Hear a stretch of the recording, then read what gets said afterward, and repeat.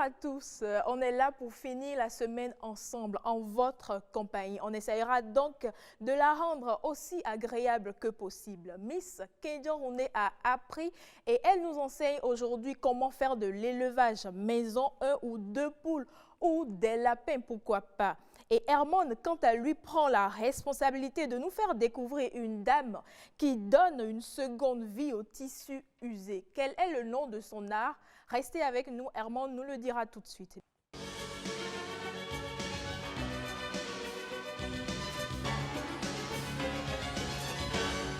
Hermone, bonjour.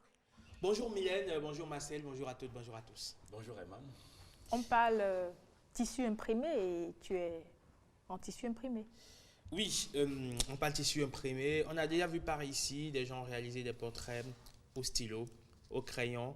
Il y en a qui réalisaient également avec des clous. On en a parlé la dernière fois, Dina de la République démocratique du Congo. Aujourd'hui, nous allons découvrir Marcelina Akpodjotor. C'est une... Marcelina comme Marcel. Marcel, comme bonjour. Marcel. Elle est une femme ou... C'est une dame. C'est une dame. Marcelina. Bon, peut-être ma jumelle. Pourquoi pas. On verra bien. Marcelina donc Akpodjotor, qui est une artiste nigériane. Elle donne une seconde vie, comme tu l'as si bien dit, au tissu d'Ankara, au tissu imprimé. Et justement, comme vous le voyez donc sur ces images, elle va collecter les restes, sinon les débris de tissus découpés par les couturiers, par les stylistes. Et donc, elle vient en faire des objets d'art, comme vous allez le voir certainement sur ces images, où elle prend ces tissus, elle réalise des portraits, donc au stylo ou au crayon. Et à l'aide de ces tissus, donc, elle arrive à décorer pour donner le résultat que vous voyez juste derrière elle. Donc, un personnage qui à la main, donc la paume de la main, donc accrochée à son menton ou à sa joue. C'est donc voilà exactement comme elle procède. Elle colle les débris de morceaux de tissu pour avoir donc le portrait qu'elle désire avoir, le portrait de son choix. Elle peut faire le choix de dessiner Marcel. Donc elle dessine d'abord au crayon. Et après, elle prend les tissus découpés, les tissus, les débris de tissus et en fait donc une décoration vraiment très atypique. Elle l'a appris quelque part ou autodidacte? Autodidacte, déjà le dessin, elle savait le faire. Donc elle peut réaliser des portraits au crayon, mais c'est justement à la recherche de ce qui peut faire sa particularité, c'est justement à la recherche de ce qui peut la différencier des autres, parce qu'aujourd'hui, oui, c'est vrai, c'est un art, c'est un grand art de faire, de savoir dessiner, mais au-delà du dessin aujourd'hui, il faut apporter un plus. Dina Ekanga, la dernière fois, celle dont on parlait de la République démocratique du Congo, elle a apporté quelque chose de nouveau, c'est-à-dire faire des portraits avec des clous, mais aujourd'hui, c'est que elle se dit, bon, pourquoi pas ne pas essayer d'ajouter quelque chose à ce que je sais faire déjà. Et c'est comme ça, elle s'est mise à recycler les tissus, voilà, user les débris de tissus. Et franchement, elle a réussi. Elle a vraiment réussi à innover, elle a vraiment réussi à créer. Je ne vais pas dire, c'est plus que merveilleux de voir. On a vu par le passé des clous qui ont servi à dessiner. Et là, ce sont des débris de tissus. Franchement, bravo à elle. Et c'est un art éco-citoyen, on va le dire ainsi, parce que la plupart du temps, lorsque les couturiers, les stylistes finissent de découper les tissus pour en faire le modèle choisi, le reste, généralement, va à la poubelle. Il y a aussi un style qui amène à utiliser le reste des tissus. Absolument. Ça a son nom, je crois. Le cycling, je crois, c'est un art qui date, je crois, vers la fin des années 80 ou au milieu des années 90. C'est les créateurs de mode en région parisienne ou à Paris ont commencé également au Canada et aux États-Unis. Ils ont commencé par imaginer comment il faut faire. Et c'est comme ça, cet art-là est né. Et voilà, les créateurs et les créatrices de mode font dans du recyclage de tissus pour pouvoir... Ça, c'est pour confectionner des tenues. Mais ici, c'est dans un but voilà, vraiment artistique, c'est dans un but vraiment de faire un portrait d'une personne ou d'une réalité, qu'elle soit voilà, physique ou virtuelle. Marcelina, elle est de quelle nationalité? Elle est nigériane, c'est une Nigériane qui donc, nous propose cette merveille que j'ai vue pour vous. Elle est la seule apparemment. Est-ce qu'elle partage son art? Est-ce qu'elle l'enseigne à d'autres? Alors aujourd'hui, elle essaie de vulgariser déjà son art. Elle a eu à signer un contrat avec une galerie à qui elle a livré déjà 100 œuvres d'art à cette galerie qui était manifestement très intéressée. Et c'est justement le genre de choses qui intéresse forcément lorsque vous y adonnez. C'est le genre de choses qui intéressent beaucoup de personnes. Et donc aujourd'hui, elle a déjà un partenariat avec une galerie à qui elle a livré 100 œuvres d'art. Et elle essaie de vulgariser son art. Elle essaie de donner le savoir-faire à d'autres personnes pour qu'elles puissent ou qu'ils puissent, si vous voulez, c'est au masculin comme au féminin, ces personnes qui peuvent être intéressées par son art. Mais sans la base, on l'a souvent dit, sans la base, on ne peut pas le faire. Il faut déjà savoir dessiner. Oui, il faut déjà savoir dessiner. Parce que là, en fait, le minimum, c'est ça. Pour les portraits, en fait, dans le monde pictural, il y a plusieurs types de peintures. Il y a plusieurs types de tendances. Il y a les tendances, il y a ce qu'on appelle le portrait, enfin pas le portrait, il y a ce qu'on appelle la peinture expressive, si je peux me permettre de le dire ainsi, c'est-à-dire lorsqu'on fait un dessin pour que n'importe qui passe par là puisse comprendre, un peu comme Marcel a juste derrière lui là. Voilà, on voit que c'est un tam-tam, des castagnettes et puis voilà. Des petits voient, il sait déjà ce à quoi voilà l'artiste veut faire allusion, sans nul doute à la musique. Mais il y a aussi ce qu'on appelle l'art abstrait, c'est-à-dire on mélange les couleurs, on fait des choses, et chacun est libre d'interpréter cela à sa manière, c'est-à-dire l'art lui suggère une réalité. Mais ici, nous sommes dans le cas de l'expression, c'est beaucoup plus expressif. L'artiste peint une réalité, c'est peut-être une personne en train de lire un bouquin, c'est peut-être une personne debout, c'est peut-être une personne soucieuse. Bref, c'est une réalité assez expressive pour permettre à n'importe qui de comprendre ce que véhicule ce tableau. Et donc, la base, forcément, c'est savoir dessiner. La base, c'est savoir utiliser un crayon à des fins de dessin. Et surtout le goût du beau, parce qu'il faut pouvoir mélanger les tissus avec plusieurs couleurs, plusieurs motifs et autres. Absolument. Et ça aussi, c'est de l'art.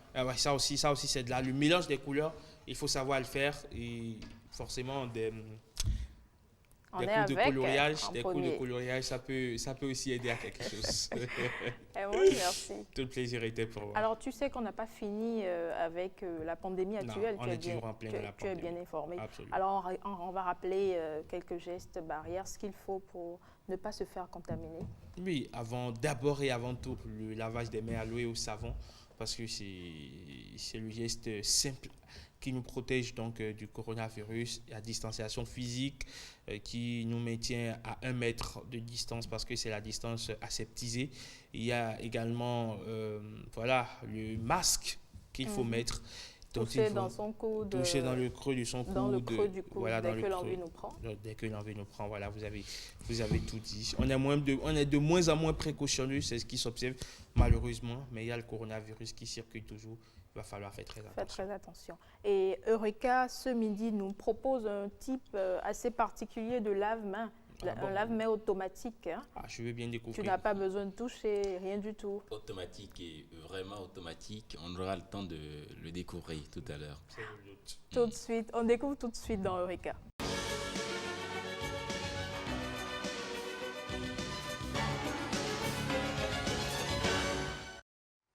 Monsieur Aimé Zinsou, bonjour. Bonjour, monsieur Marcel. Vous allez bien, j'espère. Je vais très bien. Merci de venir à nous. Je vous en prie. Lave-main automatique pour répondre exactement à quelle préoccupation? Et avec l'avènement de la pandémie coronavirus, les autorités sanitaires, principalement l'OMS, nous invitent à nous laver régulièrement les mains à l'eau et à savon. C'est dans cette idée que nous avons pensé à réaliser un système de lavage de mains automatique, puisque déjà les systèmes mécaniques de lave-mains qui existent, et nous avons constaté quelques dysfonctionnements quelques paramètres qui ne cadrent pas réellement avec la réalité. Surtout avec nos réalités d'ici, de Avec la l'Afrique réalité et d'ici, du Bénin en de l'Afrique, particulier. de Bénin en particulier, parce que selon le constat, nous avons constaté que devant les écoles, les centres de santé, Devant les institutions, devant les dans institutions, l'administration, dans la cour des différentes institutions du Bénin, exactement. on en voit au moins un. Voilà. Donc, à ces endroits, nous avons constaté que, d'abord, les vieilles personnes, ils n'arrivent pas à appuyer. Voilà. Là, il faut l'assistance. Il faut assez de force Il pour faut le une faire. force nécessaire. Il faut une force pour ça. nécessaire pour ça.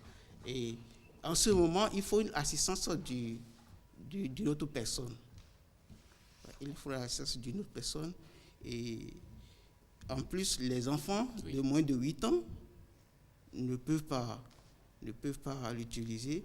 Les gens qui sont dans leur bureau, qui reçoivent des documents, on ne sait pas par où les documents... Ça c'est vrai. Moi, par exemple, j'ai découvert pas plus tard qu'hier un autre dispositif où il y avait bien sûr de l'eau, mais moi je ne savais pas qu'il y avait de l'eau. On dirait que l'eau était terminée juste parce que je n'appuyais pas comme il fallait, malgré mon Ton âge, âge. malgré la force dont je dispose.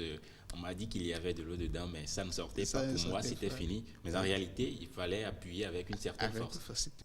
C'est bien pratique. Hein? Oui, sans rien toucher. Mhm. Bien entendu, sans rien toucher.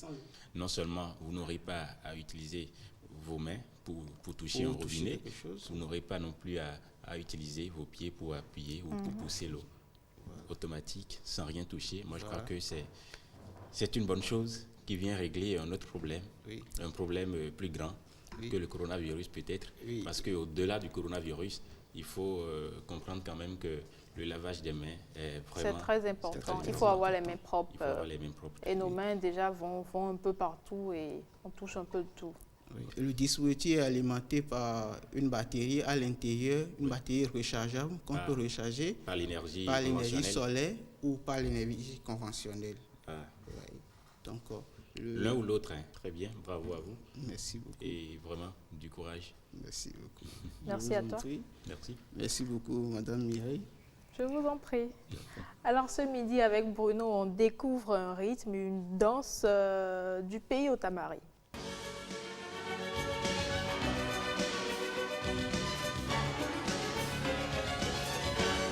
Bruno, bonjour. Bonjour à vous Mylène, je salue tous les téléspectateurs, très heureux de vous retrouver une fois encore pour boucler la semaine. Plaisir partagé.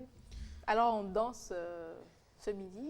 Oui, ce midi, on va danser avec un rythme traditionnel assez, on va dire, dansant. C'est une répétition assez vivant aussi. Nous allons tout droit dans le département de l'Atakora retrouver un peuple assez particulier, donc les Beta-Maribé, comme on les appelle. Donc les Beta-Maribé, c'est un peuple qui est, on va dire, très aimé dans l'Atakora de par sa richesse culturelle. Et quand on parle de la richesse culturelle de ce peuple Otamari, on ne peut pas occulter sa danse traditionnelle, cette danse traditionnelle qui s'exécute lors des manifestations officielles, lors des cérémonies et lors même des saisons, on va dire, pluvieuses où il faut cultiver. C'est une danse qui est exécutée de façon majestueuse et quand la flûte et les cascagnettes métalliques, on va dire, s'accordent les violons, c'est vraiment beau à voir.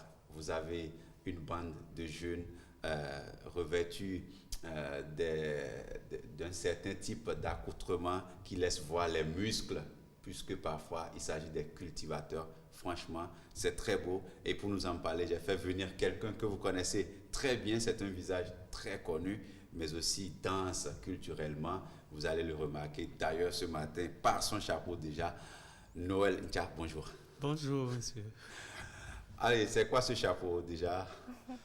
Ce chapeau est communément appelé en pays Otamari Dipi. Dipi. Dipi. D'accord.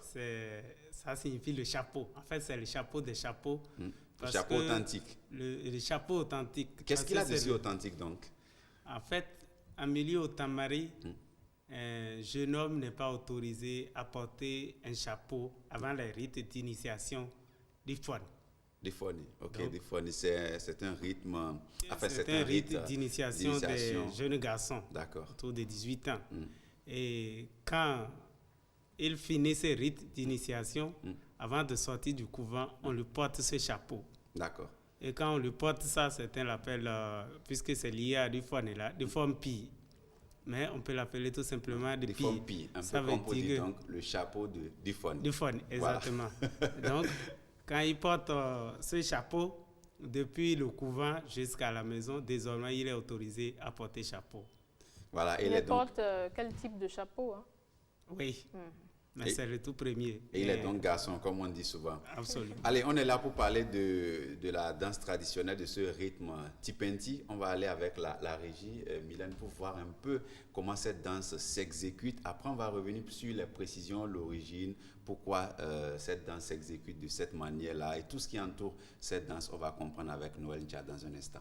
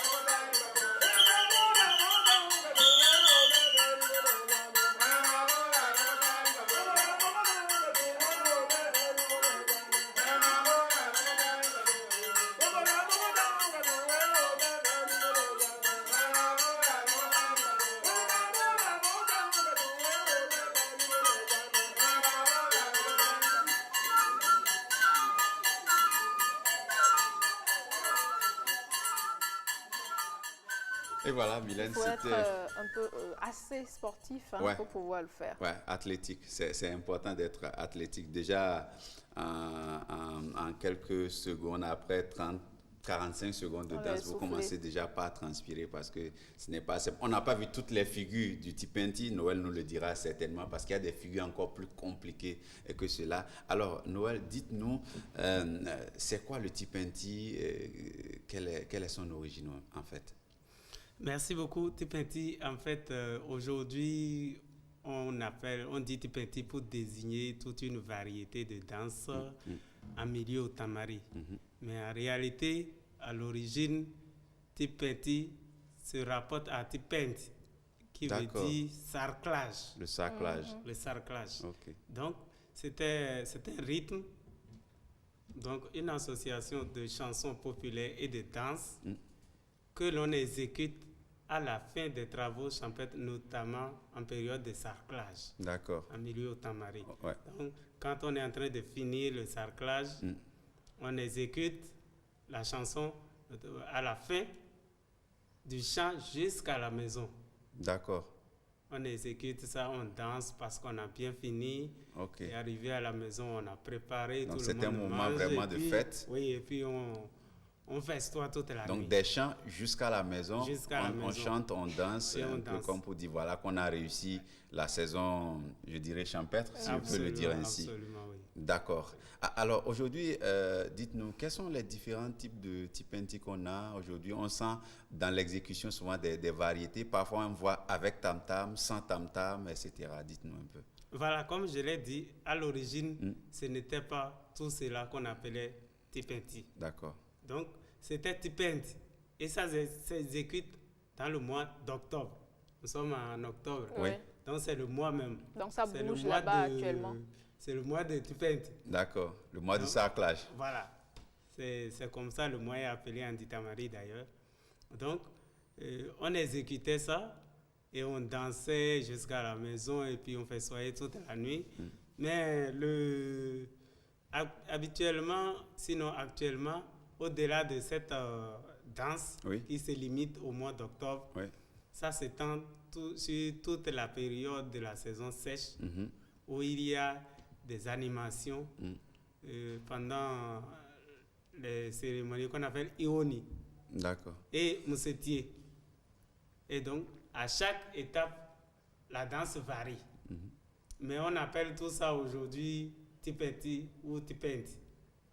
Sinon, en milieu otamari, quand un otamari veut parler, il va faire la différence entre tipenti et Ioni et Moussetier. D'accord. Mais on dit aujourd'hui tipenti pour couvrir toute cette variété qui s'exécute. On a remarqué dans l'accoutrement de ceux qui exécutent le tipenti qu'ils sont le plus légèrement possible habillés. C'est-à-dire que pour les hommes, c'est une petite culotte et ça, on s'en arrête là. Après, il y a un peu, je dirais... Quelques décorations. Quelques décorations. Oui. Parfois un débardeur. Absolument, Voilà, oui. tout au plus. Hein. Oui. Oui, cela parce que c'est une danse qui demande de l'énergie et on transpire beaucoup. Donc, il ne faut Donc, pas être habillé, il ne faut pas s'encombrer. Il faut libérer le corps. D'accord. Il faut libérer le corps, c'est justement pour ça. D'accord. La particularité dans le tipenti, c'est que dans la plupart des rythmes traditionnels, souvent il y a un groupe qui produit la musique et il y a les danseurs. Mais la particularité dans le tipenti, c'est que le danseur même participe, d'accord, à la conception de l'instrumental sur lequel il danse parce Absolument. que il y a ceux-là qui sont à la flûte, mais le danseur même a des cascagnettes métalliques sur le pouce et l'index Absolument. qu'il joue. Oui, parce que c'est une association. En dehors de celui qui tient la flûte et qui ne peut pas danser, les autres, aussi bien ceux qui chantent que ceux qui dansent, se confondent. On connaît bien ceux qui dansent, mais ceux qui chantent sont aussi bien ceux qui sont debout que ceux qui reprennent la chanson et dansent en même temps. Et pour assurer le rythme, donc la castagnette métallique accompagne. D'accord. Oui. Y a-t-il une différence entre le tipenti pour hommes et pour femmes ou ça s'exécute de la même manière? En principe, tipenti, c'est pour hommes. D'abord. C'est pour hommes. Donc c'est en modernisant que les femmes ont commencé. Non pas seulement en modernisant. Le peuple otamari, en fait, est un peuple qui respecte le genre. Ah, d'accord. Donc là où il y a l'homme, il y a toujours la place de la femme. Mylène, Ah oui, c'est intéressant. comme peuple. Oui. Depuis les origines, dans chaque situation, on connaît le rôle de la femme et c'est elle qui l'assure. Et dans ce rythme-là qui est principalement pour les hommes, les femmes sont là pour accompagner, donc en reprenant les chansons et puis en dansant aussi derrière les hommes, mais pas au même rythme que les hommes.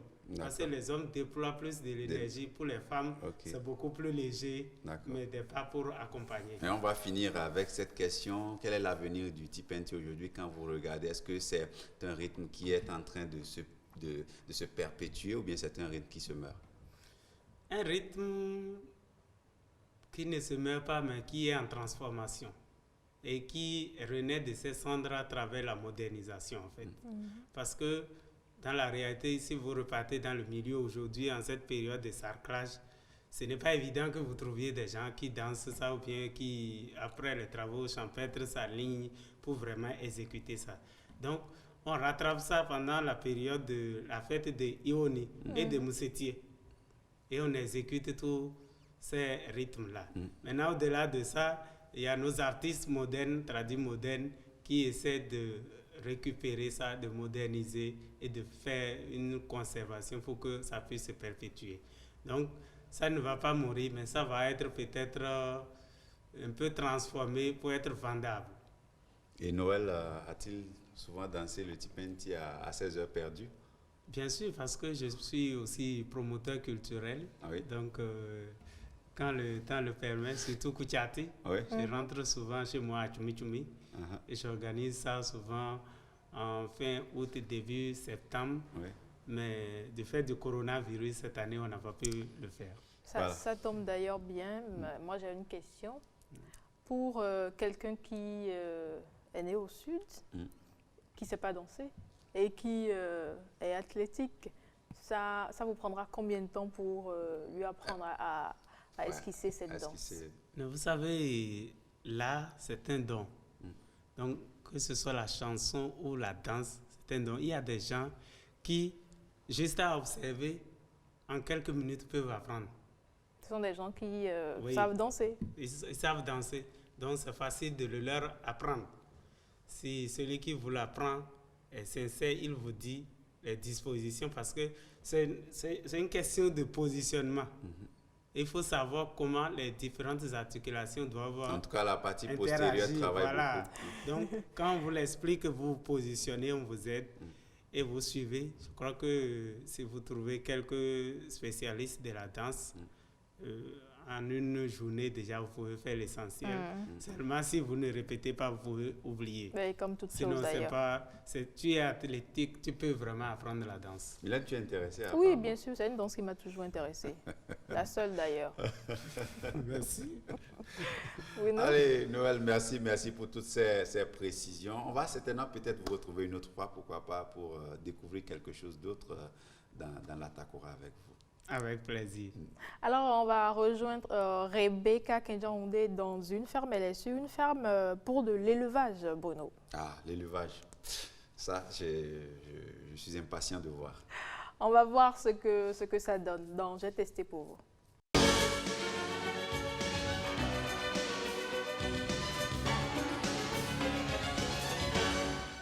Nous sommes dans le mois du consommons local. Voilà pourquoi aujourd'hui j'ai décidé d'aller tester pour vous l'élevage. Et oui, nous sommes dans une ferme. Bonjour à toutes et à tous et bienvenue dans votre rubrique J'ai testé pour vous. Alors comment avoir sa poussinière à la maison? Quelles sont les conditions qu'il faut remplir avant d'avoir une poussinière à la maison? Comment nourrir ces poussins pour en bénéficier? Il nous dit tout et il nous attend. On y va.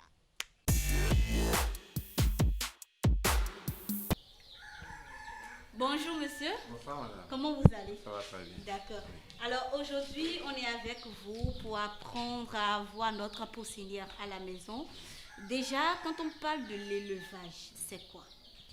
L'élevage en général, on parle de l'aviculture, tout ce qui est volaille. On parle de la cuniculture, les lapins. On parle de la bergerie des moutons. On parle de la porcherie des porcs. Pour ne citer que ceux-là. Alors justement, est-ce que c'est possible pour un particulier d'avoir sa poussinière à la maison? Pour faire de l'aviculture, on peut commencer même avec 50%. On n'a pas besoin de le faire à but commercial. Juste ce que la famille va prendre, on peut le faire. Ça fait partie de notre rituel dans cette rubrique. On apprend, on fait l'entretien, oui, on apprend la théorie, mais on apprend aussi la pratique. Et c'est dans cette pratique-là que vous allez m'apprendre à avoir ma poussinière à la maison. Est-ce que c'est possible? On peut y aller? Oui, madame. Il faudrait retenir qu'il nous faut pour la poussinière un bâtiment grillagé ou un bâtiment comme celui dans lequel on est pour la poussinière. Maintenant, vous allez remarquer le bâtiment est entièrement peint en blanc. Ce n'est pas de la fourme, ce n'est pas de la peinture simple, c'est de la chose vive. C'est destiné à stériliser le bâtiment et à permettre à ce que les micro-organismes qui peuvent taper intrus, c'est-à-dire être des micro-organismes qui vont infecter nos animaux, ils n'auront pas le pouvoir pour pouvoir détruire tout ce qu'on va mettre en place. Parce que tous ceux qui ont envie de faire l'agro-business ou l'agriculture surtout, ils craignent les mortalités. Or, il y a des précautions qu'il faut prendre. Et quand on prend ces précautions, on élimine au minimum à 80% la mortalité. Donc tout ce qui reste, ce sera le suivi et le conduit de l'élevage. Et tout à l'heure, avant de rentrer, j'ai dû nettoyer mes chaussures. Oui. Ça là, c'est quoi? C'est une étape obligatoire? C'est une étape obligatoire, puisque dans l'élevage, on a les micro-organismes qui sont à l'extérieur du bâtiment. On en a également qui sont à l'intérieur du bâtiment. Quand quelqu'un quitte le dehors pour rentrer, il faudrait qu'il se désinfecte entièrement afin de nous permettre d'être sûr qu'il ne nous ramènera pas de la maladie. Quand il quittera également la poussinière pour le dehors, il ne faudrait pas qu'il ramène les micro-organismes qui sont à l'intérieur vers l'extérieur, parce que ça pourra leur permettre de muter et de devenir autre chose. Puisque quand on quittera encore de nouveau l'extérieur sans mettre le pied à l'intérieur pour entrer, on risque de ramener ce qui a muté. Donc c'est surtout pour cela qu'il est impératif d'avoir une pédilure. Ça s'appelle la pédilure. C'est nécessaire. C'est nécessaire, c'est primordial pour tout élevage qui se respecte. Il nous faut cela pour éviter les risques de mortalité.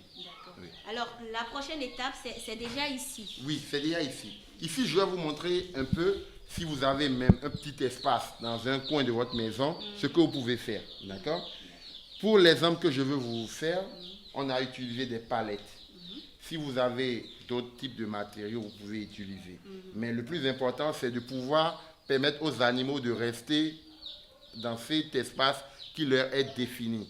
Il ne doit pas excéder cela, parce qu'il nous faut un suivi précis. Il ne faut pas leur permettre d'aller dans tous les sens. Il faudrait savoir où est-ce qu'ils sont et où est-ce qu'ils en sont.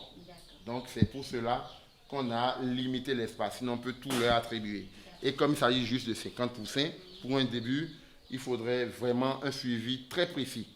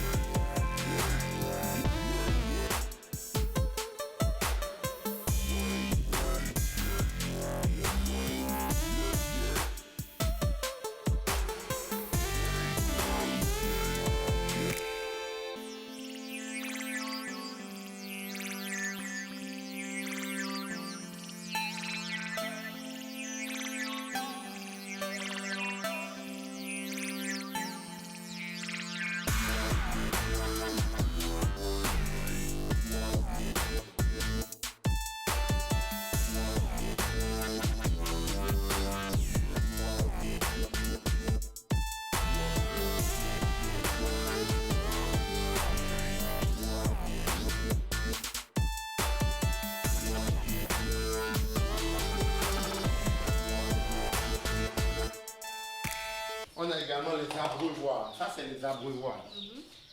Pour leur donner de l'eau. Pour le début, c'est les types d'abreuvoirs qu'il nous faut. On les utilise, on met de l'eau et on ferme, simplement. Et quand on ferme, comment ça sort? Oui. Quand on met de l'eau dedans. On fait comme ceci et on retourne. Et quand on retourne, l'eau commence par sortir par les sorties qui sont prévues et on le pose dans la poussinière. Et là, les sujets peuvent aisément manger et boire. Donc, c'est un peu leur but. En fonction de l'âge des poussins, il faut changer de mangeoire et d'abreuvoir.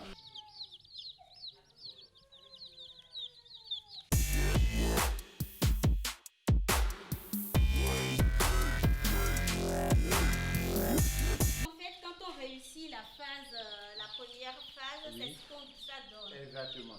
On a le jour de la réception des poussins, il ne nous manque plus qu'à les mettre à l'intérieur, leur donner de l'eau sucrée ou du glucose et veiller à leur faire des vaccinations. Parce que comme tout enfant, on a besoin de vaccination afin d'éviter les mortalités. Et bien voilà, c'est la fin. C'est toujours bien d'avoir une idée de ce qu'on consomme. C'est toujours bien d'avoir une idée de ce qui rentre dans nos assiettes. Voilà pourquoi il est important de produire et de consommer local. Mesdames et messieurs, merci d'avoir été des nôtres. À bientôt.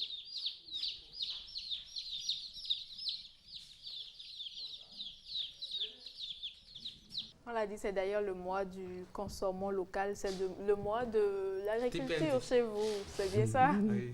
Il faut consommer local. Et Bruno, mais des poussins, c'est un peu plus difficile que la poule même à la maison. Ouais, c'est difficile. Je dirais c'est plus qu'un bébé même parce que Il faut faire très attention. faut faire très attention. Les poussins, ils sont tellement fragiles. Il faut assurer la propreté autour d'eux parce que parfois il y a des épidémies, il y a des pestes animalières qui peuvent frapper les poussins. Il y a tellement de dangers. Donc, il faut tellement de soins. Donc, c'est comme une plante, c'est comme une fleur. L'entretien va vous coûter beaucoup de temps et aussi beaucoup d'argent. Dans le cas de l'élevage, vous voyez la mangeoire, l'abreuvoir et tout ça. Donc, il faut toujours s'assurer que tout est propre, tout est nickel. C'est exactement comme les êtres humains parce que si un poussin va mal, c'est que tous les autres poussins iront mal parce qu'ils s'abreuvent au même endroit, ils mangent au même endroit. Donc, c'est assez compliqué. Il faut être hyper présent. Donc, on ne fait pas de l'élevage quand on n'a pas du temps. Ça, c'est comme ça. Si vous n'avez pas du temps, alors rassurez-vous que vous allez confier ça à quelqu'un. C'est pareil, c'est aussi bien que pour le jardinage. C'est pareil. Quand tu n'as pas le temps, quand tu n'as pas les moyens, surtout, il faut pas vaut t'y mieux jeter. Il vaut mieux ne pas se lancer. Donc, c'est bien que Rebecca soit partie. Donc, voilà, elle en a appris un peu plus. C'est vrai que c'est un exercice de peut-être quelques heures là, lors du tournage, mais c'est bien plus que ce qu'on a vu dans le quotidien. Et moi, j'ai une question. Les poussins qu'on laisse dans la nature, ils ne sont pas vaccinés, mais pourtant, on les mange. Oui, ils ne sont pas vaccinés, mais... Est-ce qu'on n'en prend pas autant soin? Oui, on n'en prend pas autant soin, mais il faut dire que dans la résistance, ces poussins-là n'ont pas la même résistance que ceux que nous venons de voir. Ceux que nous venons de voir sont un peu de type, je dirais, un peu particulier. Donc, c'est pas pareil. Donc, voilà, là-bas, c'est des poussins. Voilà, dès qu'ils naissent, ils sont laissés à eux-mêmes. Ils suivent la mère poule quelque temps, mais après, bon... ces poussins sont en divagation, savent quoi manger, où manger, quand manger, comment manger, donc se débrouillent seuls. Alors que ceux-ci, ils sont tels qu'ils sont conçus, donc ils ont vraiment plus besoin de soins qu'il faut les garder. Si vous les laissez dans la nature, ils n'auront pas la même fortune que les poussins naturels, je dirais ça comme ça. Vous allez vous essayer ou vous en avez déjà à la maison? Oh, vous savez, en milieu au Tamari, ce n'est pas tout le monde qui fait l'élevage. Ah oui. Chez nous, déjà, quand un enfant naît, on met déjà une jeune poule en son nom qu'on laisse là. On voit comment ça évolue. On peut savoir que lui, il peut faire de l'élevage ou pas. Donc, en réalité, pour commencer de l'élevage, chacun devrait se connaître. Moi qui suis ici, je ne peux pas entreprendre l'élevage à mon nom. Ça ne va pas prospérer. Puisque je le sais déjà par expérience. Mais j'ai des frères pour qui ça marche. Même si une poule, on me la donne comme chez nous on le fait, je la laisse au nom de quelqu'un, ça peut prospérer. Mais si c'est à mon nom, ça ne prospère pas. Wow. Donc, si je ne le sais pas, je m'engage dans l'activité, je vais échouer. Vous trouvez que c'est compliqué. Alors que celui qui a ce don-là, cet esprit-là, déjà, quand il s'engage, c'est beaucoup plus facile pour lui de s'en sortir. Et puis l'élevage, c'est des aptitudes différentes parce que celui qui s'engage dans l'élevage des bovins, par exemple, ça a des caractéristiques particulières, ça a je dirais, des besoins particuliers. Celui qui s'engage dans l'élevage des poussins, c'est autre chose aussi. Par exemple, celui qui s'engage dans l'élevage des bovins, il doit être quelqu'un qui est prêt à beaucoup marcher, prêt à aller, je dirais presque en aventure, être un nomade carrément, donc être prêt à amener les bêtes en brousse pour aller brouter, etc., connaître les circuits. Et ce n'est pas souvent si simple. Pour cela, on sollicite souvent nos frères Peuls. Ah, voilà, exactement. Alors, merci à Rebecca pour cette belle découverte. On installe pour vous, on reçoit pour vous une charmante dame avec qui on parle immobilier.